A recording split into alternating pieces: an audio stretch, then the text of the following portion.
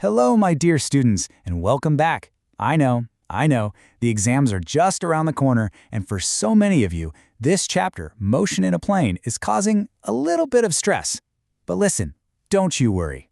In the next few minutes, we're going to break it all down, and I'll show you just how simple this really is. You ready? Let's do this. First things first, बच्चों, absolutely no tension. I get it. This chapter can sometimes feel like one of those tangled up earphones, right? A complete mess. But our job is to just find the ends and gently untangle it piece by piece until it's all perfectly straight. And that's exactly what we're going to do together. You know, the entire story of this chapter really just revolves around two main characters. Let's call them Mr. Scalar and Mr. Vector. If you could just understand the difference between these two, I promise you, the rest of this chapter becomes an absolute cakewalk. So, first up, let's meet Mr. Scalar. A scalar is super simple. It's defined by just one thing, its value, or what we call its magnitude. Think about it. When you talk about the temperature, you say 35 degrees. That's it. Or your pocket money, maybe 100 rupees. It's just a number. No direction, no extra drama, simple. Now let's meet his slightly more interesting friend, Mr. Vector. He's got a little more personality. A vector has both a value and a direction. So if I just say a force of 10 newtons, well, the story feels incomplete, doesn't it? But if I say a force of 10 newtons pushing a box to the right, aha! Now you have the full picture. That's a vector.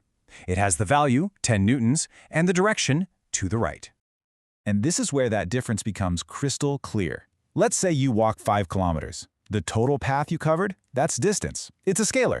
But what if you walk 5 kilometers specifically towards the east? Now you're talking about displacement, and that's a vector. It's the same thing with speed versus velocity. 50 kilometers per hour is just your speed, but 50 kilometers per hour going north, well, that's your velocity. See the difference? All right, so now that we know what these vectors are, how do we actually, work with them? You can't just add them like 2 plus 2 is 4, because that direction thing complicates it. Nope, vectors have their own special rules. Let's look at the easiest way to do it. This is called the head-to-tail method. And trust me, it's basically connect the dots for physics. It's that easy. First, you draw your first vector, A. Now you go to its arrow point, its head, and from that exact spot you start drawing your second vector, B. For the final step, just draw a new arrow straight from where you started, the tail of A, all the way to where you ended, the head of B. That new arrow you just made, that's your answer, your resultant vector.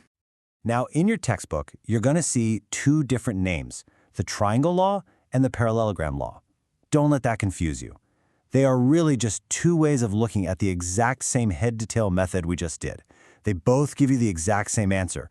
So, Bachchan, use whichever one you find easier to see in your mind. The result is always the same. Okay, now I'm going to let you in on a little secret. This is the single most powerful trick for solving vector problems. Way better than drawing. It's called resolving a vector into its components. It sounds a bit technical, I know, but trust me, it's just a super clever way of breaking a big problem into tiny, easy pieces. Let's think of it this way. Imagine this vector arrow is actually a stick. If you shine a bright light straight down from the top, the shadow it makes on the floor, the x-axis, that's its x component. Now, what if you shine the light from the side? The shadow it makes on the wall, the y-axis, well, that's its y component. See what we did? We just split one tricky diagonal vector into two super simple pieces that are perpendicular. So how do we find out the exact length of these shadows? This is where a tiny bit of your trigonometry class comes in handy. If our main vector is A and it makes an angle theta with the horizontal x-axis, then the x component is always A cos theta and the y component is always A sin theta. Please commit these two formulas to memory. They are the golden keys to solving almost any problem with vectors. Okay, let's put our new vector skills to the test and tackle the most famous topic in this whole chapter, projectile motion. And you know what? There's no better way to understand this than with something we all love, cricket. Seriously, every single time you watch a player like Virat Kohli or Rohit Sharma hit a massive six, you are watching pure physics in action. That perfect, beautiful arc that the ball makes as it flies through the air, that is the exact definition of projectile motion. And in math, we have a special name for this beautiful curve. It's called a parabola. Now here is the secret to solving any projectile problem. You ready? Stop looking at it as one complex motion. Instead, we use that superpower of ours and we split it into two separate, much simpler motions. Horizontally, along the x-axis, the ball just cruises along at a constant speed. But vertically? That's a whole different story. It's fighting against gravity, which is constantly pulling it down.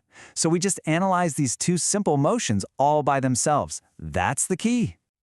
All right, let's get to the important stuff, the formulas for your exam. First, the time of flight. This tells us how long the cricket ball stays in the air. It's simply 2 times the initial vertical part of the velocity, that's VO sine theta, divided by gravity. It makes sense, right? The up and down journey is what decides how long it's flying. Next up, how high does the ball actually go? The maximum height. This one depends completely on that same initial vertical velocity component, but this time, it's squared. The more upward force you give it, the higher it's going to go before gravity wins and pulls it back down. And finally, the big one everyone wants to know, the horizontal range. How far did it go? This is the ultimate formula for hitting a 6. It's basically a mix of how fast you're going forward and how long you can stay in the air to keep traveling. Okay, time for a quick question for my brilliant students. Take a good look at that range formula. If a batsman wants to hit the longest possible sixer, let's say his power is fixed, what is the absolute best angle to hit the ball? Which value of theta will make that sine part of the formula as big as it can possibly be? Think about it. Yes, exactly. 45 degrees. You all are so smart. The sine function has its biggest possible value, which is 1, when its angle is 90 degrees. In our formula, we have sine of 2 theta. So we need 2 times theta to be 90 degrees, which means theta has to be 45 degrees. Fantastic! All right, we pretty much mastered motion in a straight line and motion in a parabola, but what about another common type? What about going in circles? Let's quickly look at our final key idea, uniform circular motion. So this is uniform circular motion, and it's got a slightly tricky idea at its center. Get this, even if an object is moving around in a circle at a constant speed, like 10 meters per second, because its direction is changing every single instant, its velocity is also changing. And remember our rule? Any change in velocity means there has to be an acceleration.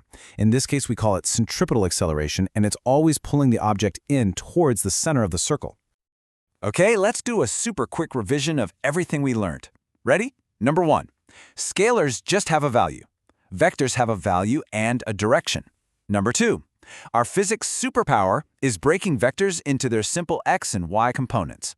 Number 3, projectile motion is not one complex thing. It's 2 simple things, constant horizontal motion and accelerated vertical motion. And 4, for that record-breaking sixer, the magic angle is 45 degrees. You've totally got this. See? I told you it wasn't that bad. You are all such brilliant students, and I have complete faith in you. Just go over these key points one more time, practice a few problems from your textbook, and you are going to absolutely ace that exam. All the very best from my side. Now go for it.